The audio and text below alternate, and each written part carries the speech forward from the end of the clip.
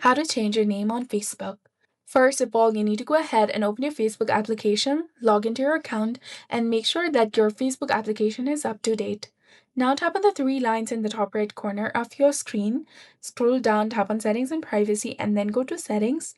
From the Account Center page, you need to go ahead and tap on Profiles in the top, select your Facebook account, and here you'll get two different options of name and username.